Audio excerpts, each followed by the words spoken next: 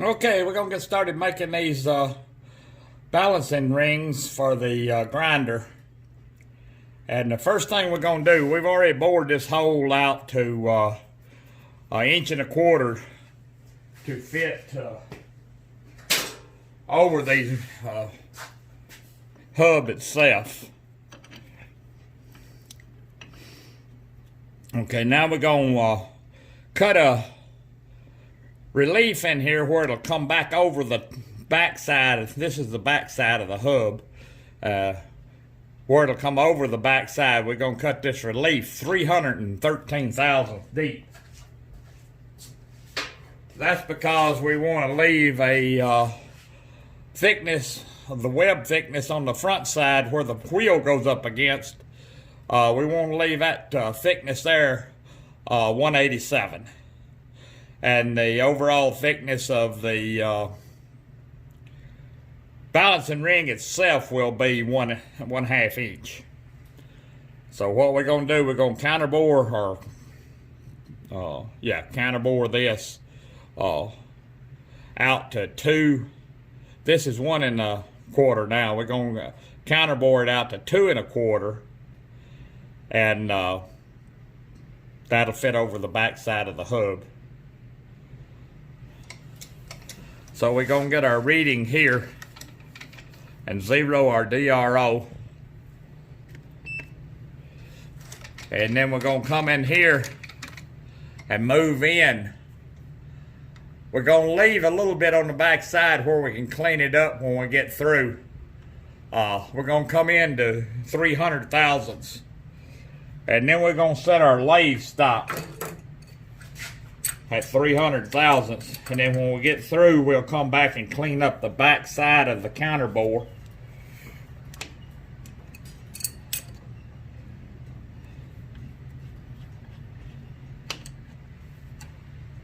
So we'll set this stop, get it set.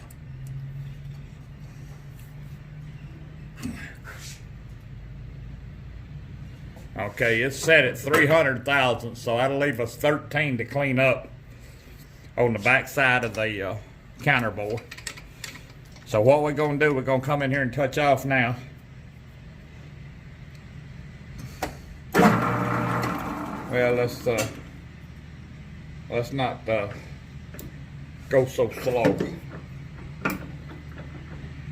Oh, I made a couple of or 3 of these pieces here.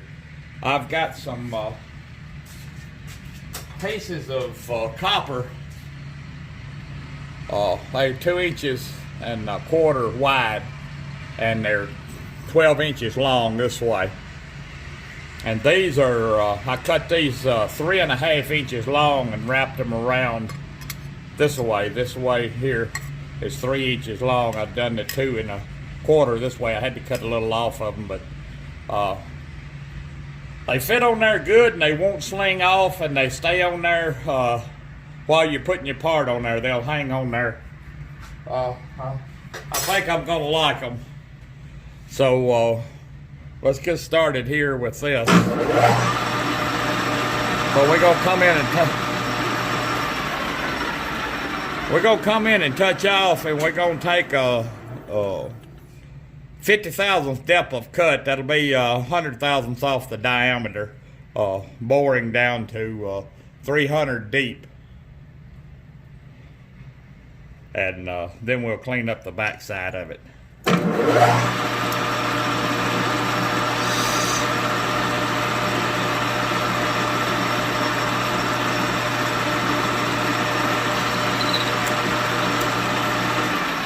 Well, I gotta turn it in the right direction. It's gotta feed in, not out. Let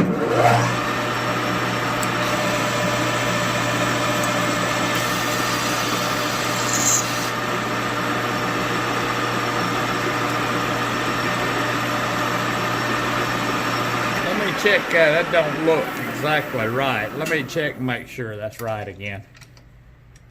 Well, it may not look right, but it was. So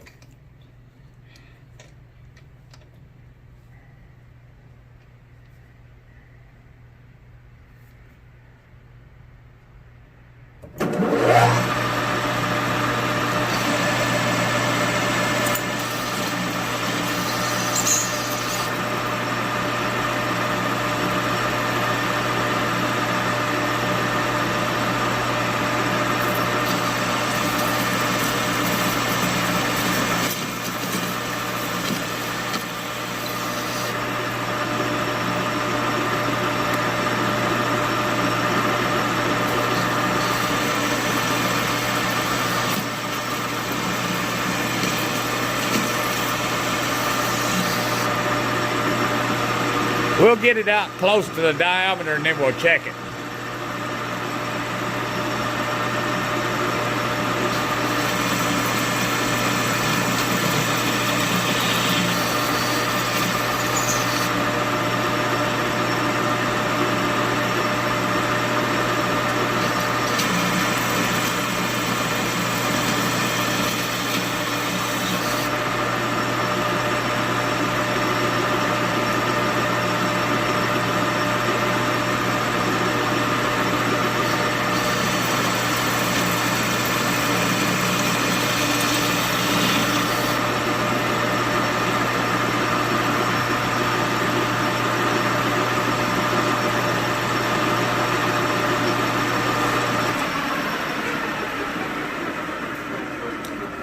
Oh, and by the way, this is a 10mm boring bar I'm using.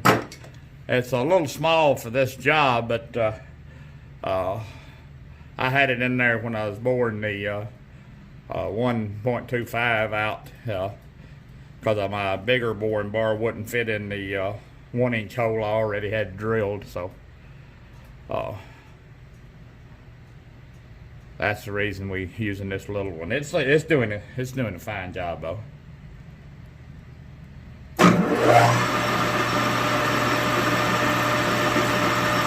I'm gonna take a light cut now and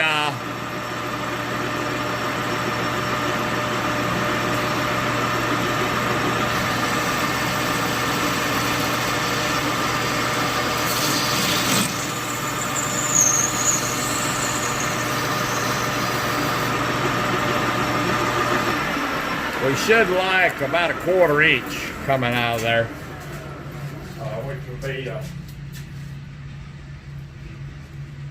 1/8 of an inch per side. Should be around 2 inches, and it is 2 inches 10. I don't know if y'all can see that or not. Let's see if I didn't even look in the camera to see if y'all could see that. Yeah, there it is. Y'all can see it. It come back about 10 thousandths when I took it out, but it's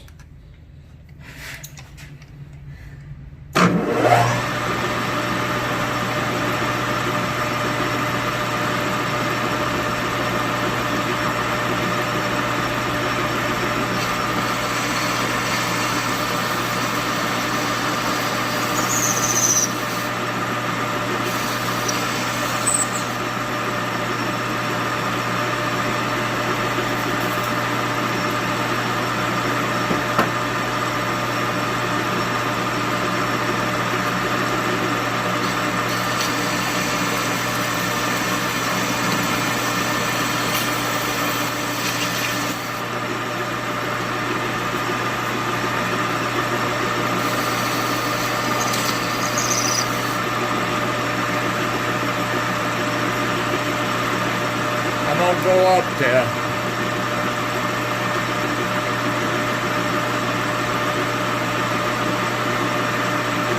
$240, and then we'll try the thing in there and see if it'll go.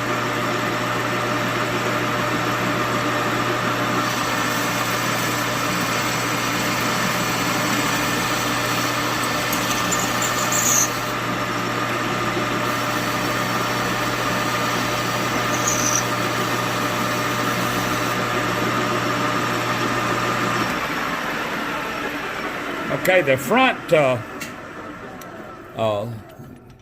screw-on piece that holds the wheel on, it's the same size as the back adapter. So it I think we got a chip in there.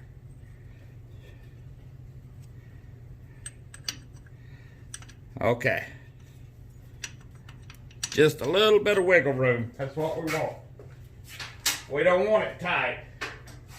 We want this piece here tight on the 1.25 inch, which it won't go in there now because it's a burr right here.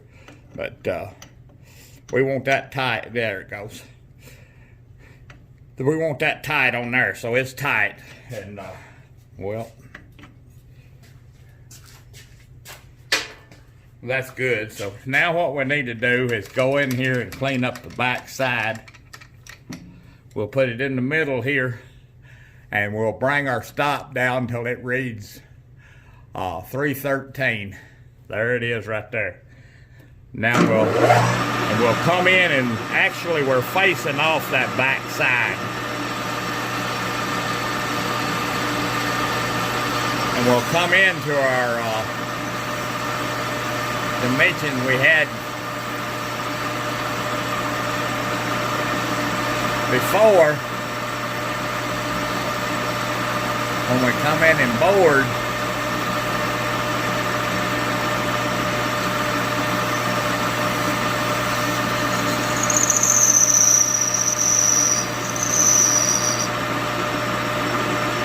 come in and just relieve that back side just a little bit, and then we'll come out. We come in and down in the bottom of this piece here, we come in just about 10 or 15 thousandths more to put a little relief in that back corner there, and then we'll come back out to our boring dimension and come back out. So that'll do that. And now what we got to do is I need to take a facing cut off of that. So I need to come back in there and take about 5 more thousandths off of that back to make up for that facing cut, because I forgot to face that off a while ago. Okay, there's 18, so that's 5 thousandths. That's 318 there.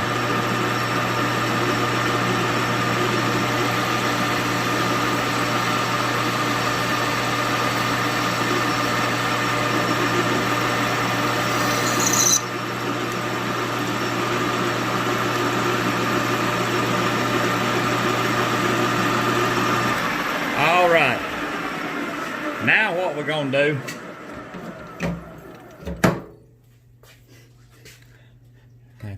quit hitting the camera. Now what we're going to do, we're going to face 5 thousandths off of this front edge here. We're going to use our little tool here where we can put a chamfer on it also at the same time.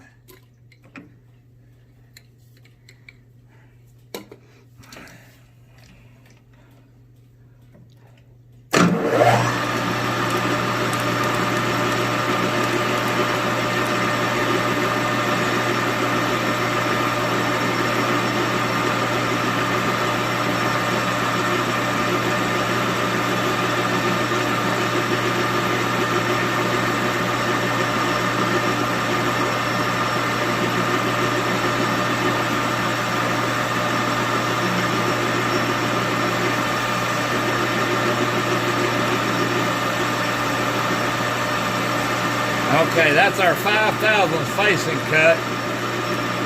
Now we need to loosen up our stop where we can put our chamfers on there, and then we'll do the parting off.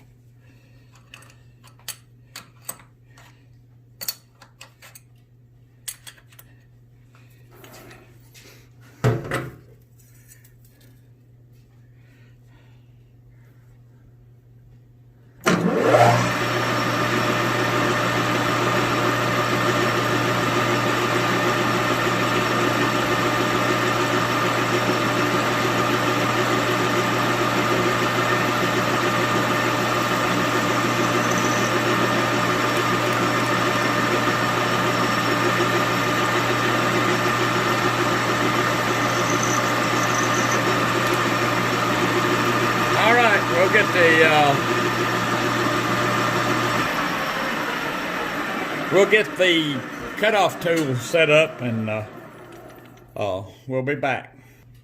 We've got the cutoff tool set up, and it's squared with the chuck, and now we're gonna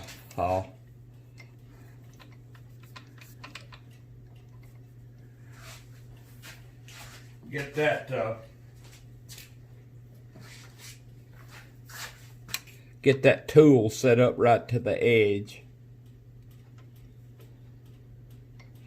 right there. And we're going to 0 that. And then we're going to come in 520 thousandths. Reason it's 520, we're leaving enough room on this back side where we can face it. Do a facing cut when we get through. I probably won't film the facing cuts because all that is just setting it up in there and trimming the back side. So,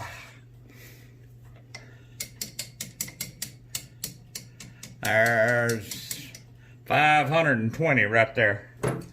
Let's set the stop.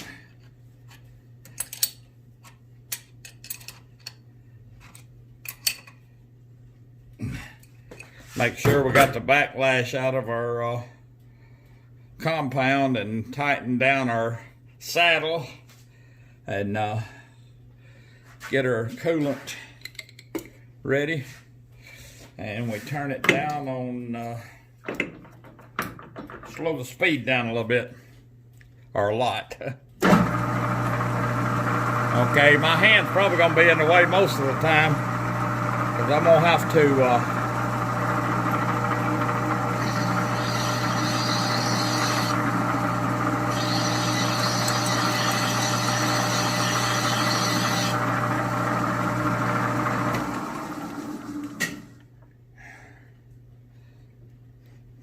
I wanted to make sure that everything clears here when it moves. That's going to be all right.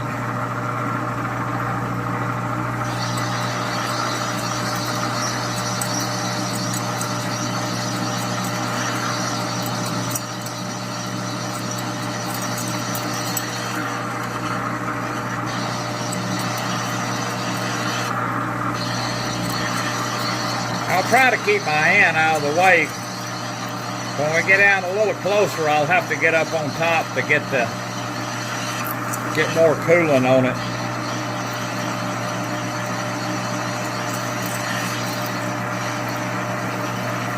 I think that right there is going to work out all right. That's where I'm at now.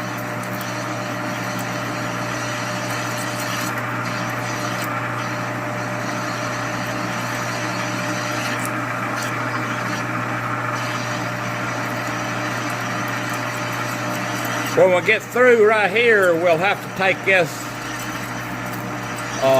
part over to the mill, and we're going to put 16 holes around the outside here, around this outside perimeter. And they'll be for set screws for balancing the grinding wheels.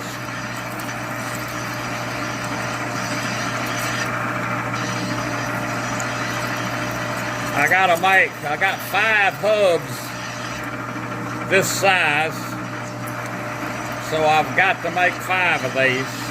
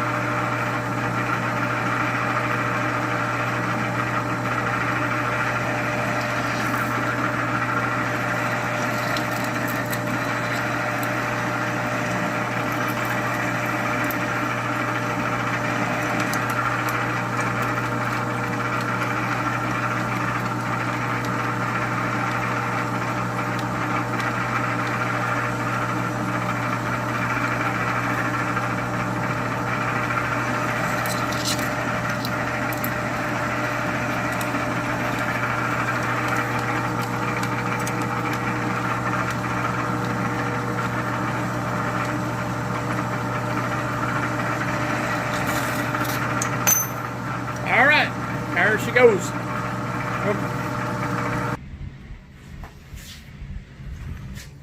Okay, this is done. Except for the holes and facing. I was just going to show y'all how this went on here. See this piece here, this is the piece that goes up on the hub like that. Then your wheel fits here. Then this washer goes on here. And then this hub, whoops. Well, I dropped it all.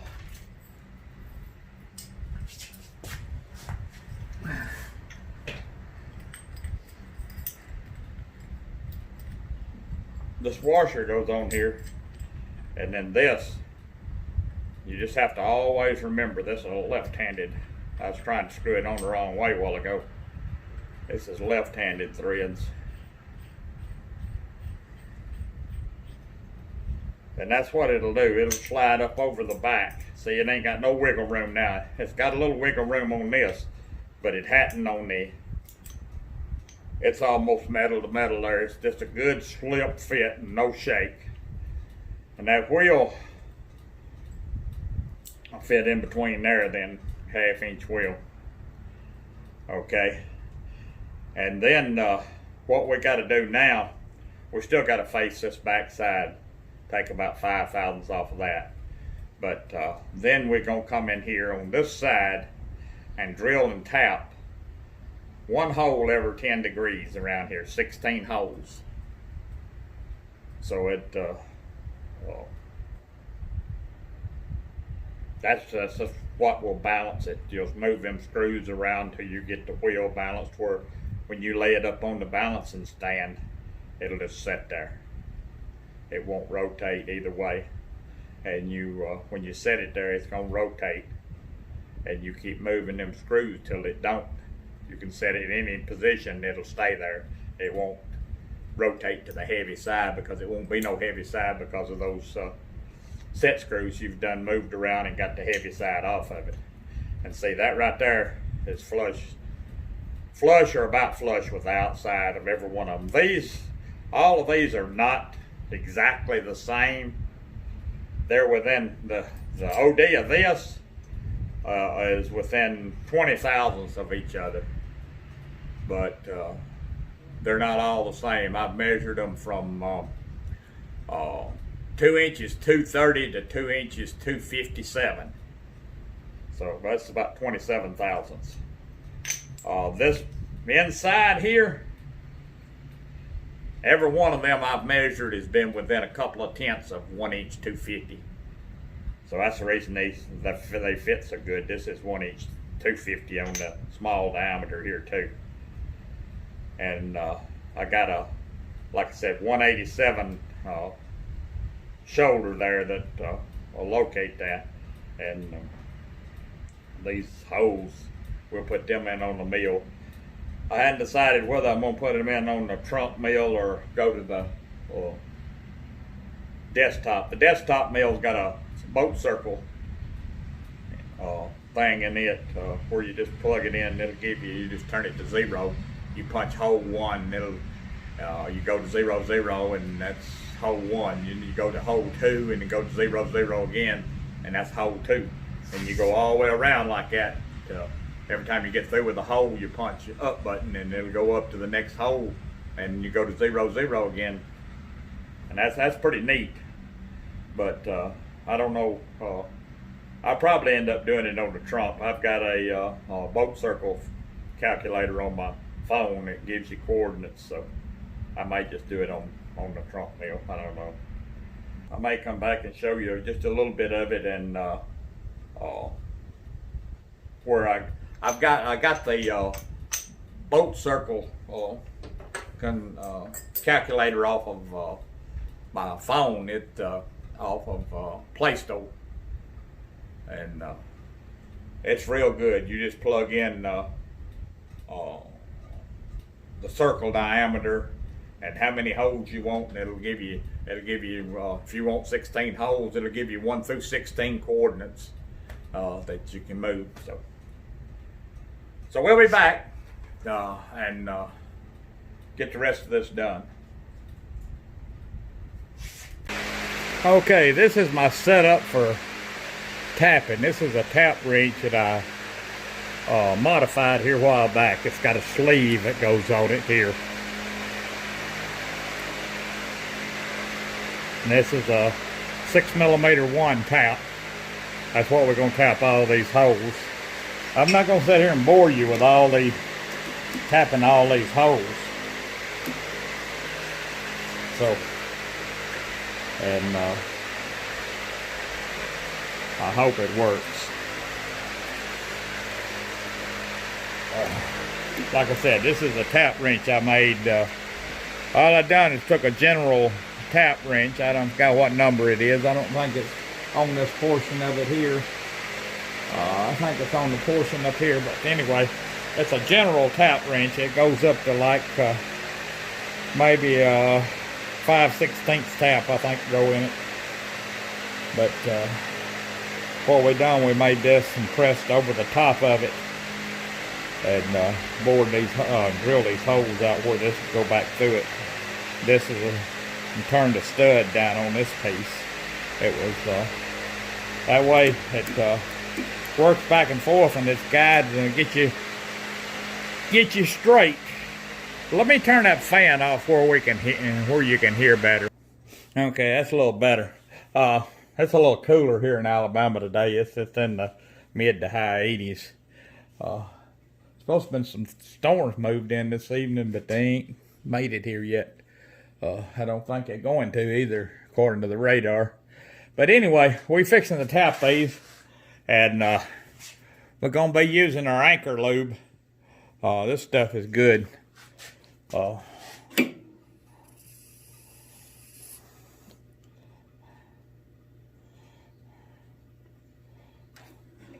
only going to tap it down to, I don't want to go all the way through the hole. I want the screw to have something to bottom out on. So we're only going to tap this about 80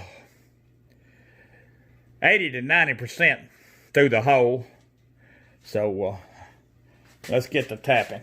And see, all you got to do now is turn it. This keeps it straight. You ain't got to worry about holding it straight or nothing else. And like I said, I'm going to tap this one hole, and then I'll do the rest of them off camera.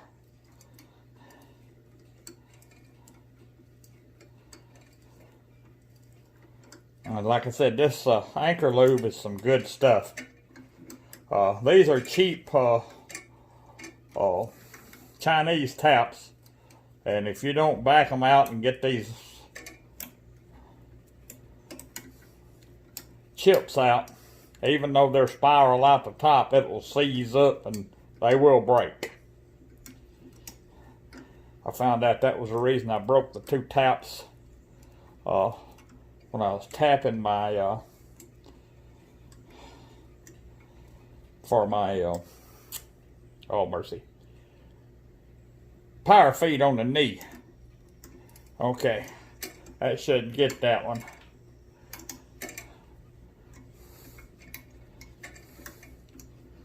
We'll take it off. All we'll do is I'll take it off and show you this one and show you how far the screw goes in it. But all we'll do from now on is just loosen this up a little bit and turn the hole and line it up with a tap and start tapping. But since we're I'll show you what I'm talking about the screw.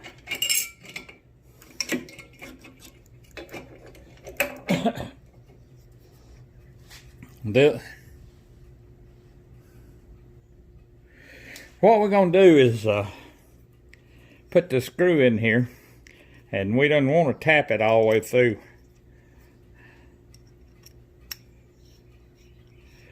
It'll bottom out right there.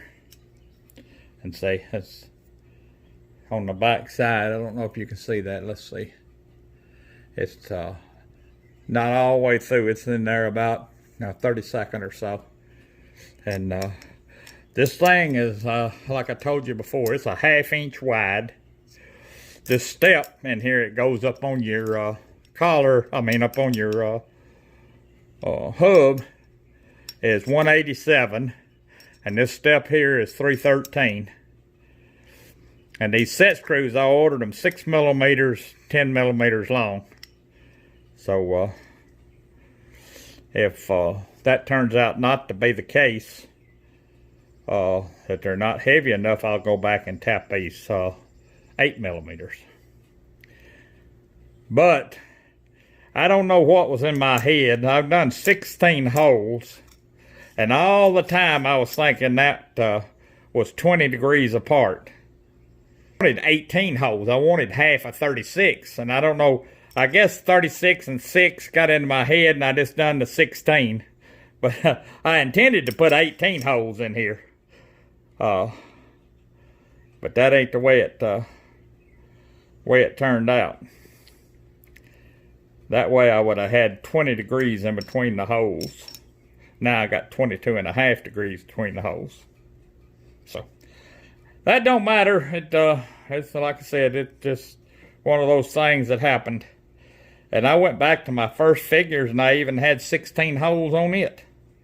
But I actually wanted 18. I wanted half of 36 because that was easy to divide into 360 degrees. That would have given me 20 degrees in between each hole. But that being said, I'm going to tap the rest of these off camera. Okay, she's all done. All of them's tapped up. This is the first one that we've completed. We've got 5 hubs, and we've got, 6 hubs, and we got 6 of these made. I got 5 more to tap. It ain't gonna be a real easy job either. It wasn't too bad, but boy, you get tired standing here cranking on 16 holes. May do them over the next several days, or I only really need one right now to put on the hub that I got on the grinder, and I'm making the stand to go with it, the balancing stand, so I've got to get it done too. So that'll be another episode or a video on it. All right, this one's done. It's all the holes are tapped now, and they're